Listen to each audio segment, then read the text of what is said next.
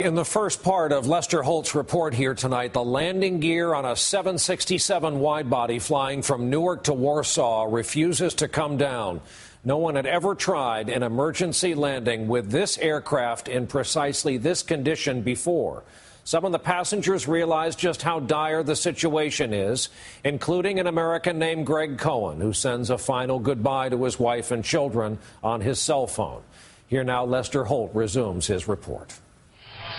In the skies over Warsaw, LOT Polish Airlines Flight 16, with 231 on board, was just seconds away from attempting an emergency landing like no other. Across Poland, millions of viewers were watching the drama unfold on live television. And as the plane descended over the city, residents ran out to take photos. Captain Tad Vrona had spent the last hour and 20 minutes trying to lower the wide-body 767's landing gear, all of its wheels and its braking system, but to no avail.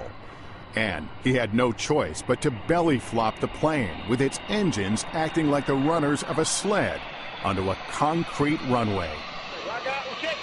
As you can see in this actual video shot inside the cabin, in the final moments, the passengers were ready for the worst.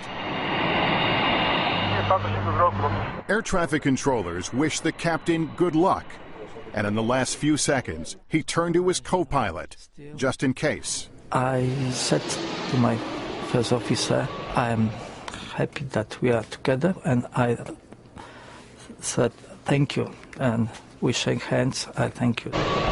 Like the other passengers, Greg Cohen had his head between his legs. What were the final instructions before the landing?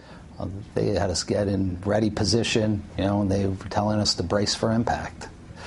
Praying to God that everything was going to be okay. And I'm just saying to myself, okay, get ready, get ready, get ready, bracing for impact. And then it happened. Flight 16 touched down at more than 140 miles an hour.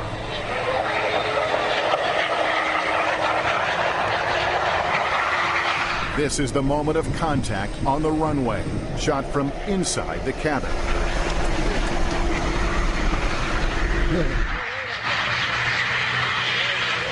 And then we touched down, and the impact never came.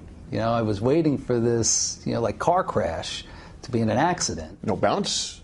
I have to be honest, it was one of the smoothest landings I've ever had. Incredibly, it was a smooth touchdown. A miracle in Warsaw. The plane came to a stop, then everybody roared with applause, but it didn't last more than 2 seconds. You had the flight attendant immediately stand up and just yell, "Get off this plane now!" Suddenly, there was another danger. There was smoke and a fire on the right side engine. Flight attendant Magda Gortat yelled at the top of her lungs. Get off, get up, get off to the exit, because I was sure that it's gonna explode in a moment. This is actual video of the evacuation from on board the plane. Passengers rushed for the emergency slides, and a few fell as they tried to run away.